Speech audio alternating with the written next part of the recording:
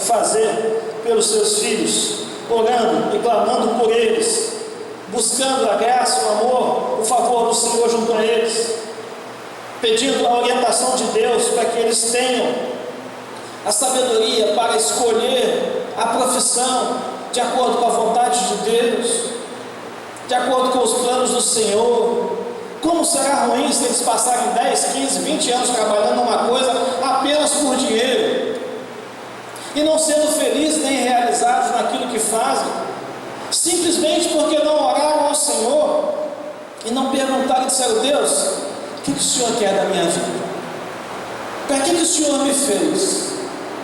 Quais as características que o Senhor colocou em mim para que eu seja uma bênção?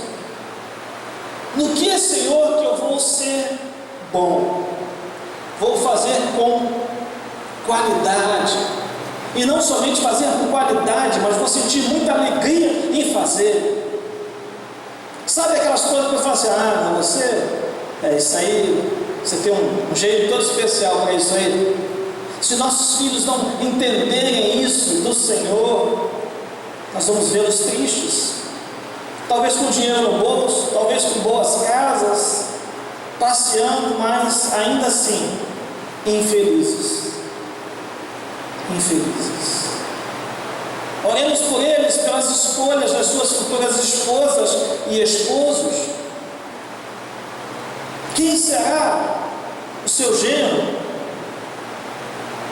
Quem será a sua nora? Os netos, como que eles serão cuidados? Afinal, eles são gente da sua gente, carne da sua carne, fazem parte. Você continua a sua existência neles. As coisas que você faz alcançam os seus netos, os seus bisnetos. Percebe o quanto que a vida é muito mais bela do que essas pinceladas toscas que a sociedade impinge sobre nós? Nos dão um padrão de família furreco, nos dão uns relacionamentos sem objetivo nenhum, apenas de utilidade, privam os nossos sonhos, tiram de cada coração, de cada mente, a capacidade de exercer o poder criador de Deus em nós, de sabermos sujeitar a criação, não para uma exploração colonizatória, mas sim por um cuidado, como mordomo do Criador, do Senhor. Nos levam a olhar uns para os outros como competidores, como alguém que precisamos vencer, derrotar, para que possamos conquistar o nosso lugar ao sol. Quando somos chamados por Deus para nos olharmos nos olhos uns dos outros e nos vermos como irmãos, como ajudadores uns dos outros, cuidar da nossa família, sermos bênção na vida de cada um. E para isso, meu irmão, minha irmã, é preciso que a gente envolva a nossa casa. Quando Jesus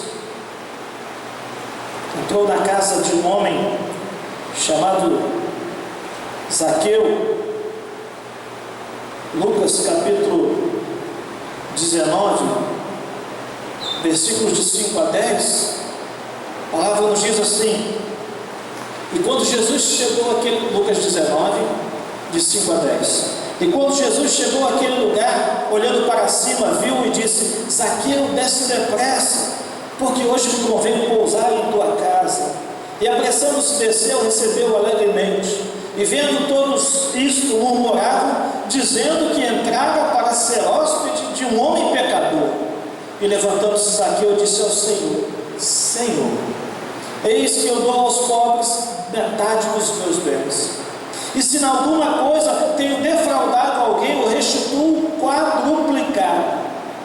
E disse-lhe Jesus: hoje veio salvação a esta casa, pois também este é filho de Abraão, porque o Filho do Homem veio buscar e salvar o que se havia perdido.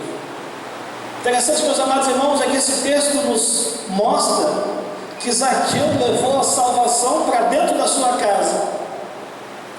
Jesus falou que veio salvação à casa. Ele não especificou a pessoa de Zaqueu, ainda que Zaqueu foi o primeiro a ser alcançado, mas ele, como líder da sua casa, como homem da casa, como sacerdote do lar, teria agora que envolver sua esposa e filhos, porque ele foi alcançado pelo Senhor. A graça e o amor de Cristo Jesus tomou conta dele de tal maneira que a sua vida foi totalmente transformada. Cada chefe de família, cada pai, cada mãe precisa levar Jesus Cristo para dentro do seu lar. Precisa envolver a sua casa em todo este relacionamento amoroso para com o Senhor. Agora, isto é uma decisão que precisa ser tomada. Não é algo que a gente ouve e fica, e aí, deixa que um dia acontece. Não. É uma decisão, porque há forças espirituais poderosíssimas conduzindo ou tentando conduzir a nossa vida para longe do Senhor, procurando colocar coisas diante de nós e para nós que desagradam a Deus, para que nós não vivamos na presença do Senhor. Então, será algo que eu e você precisaremos tomar a decisão e escolher e decidir de verdade nos nossos corações o que nós queremos. Essa é uma resolução que eu penso que você deve tomar para 2015 na sua vida, de transformar a sua casa. A Bíblia tem um texto de um homem que tomou uma resolução dessa. Josué, capítulo 24, versículos 14 e 15. Josué 24, 14 e 15. A palavra do Senhor diz assim: agora, pois, temei ao Senhor e servi-o com sinceridade e com verdade.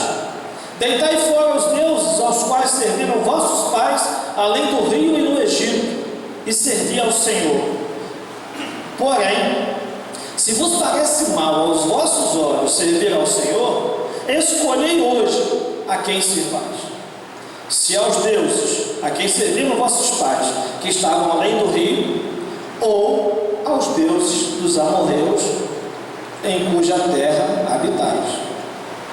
Porém eu e a minha casa serviremos ao Senhor, disse Josué.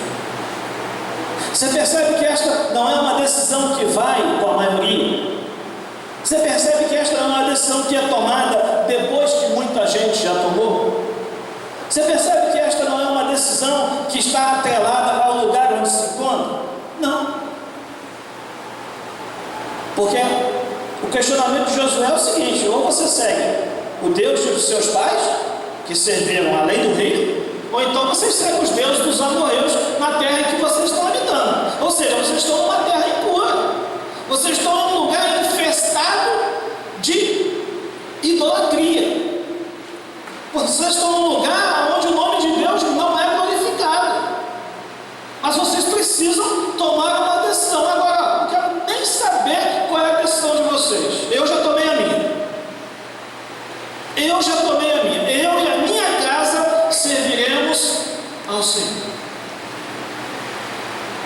Talvez estejamos precisando nos nossos dias de mais Josués, de mais homens com coragem de assumir a responsabilidade do seu lar, de assumir o direcionamento espiritual, de servir de exemplo, de referência por seus atos, atitudes e palavras e comportamento.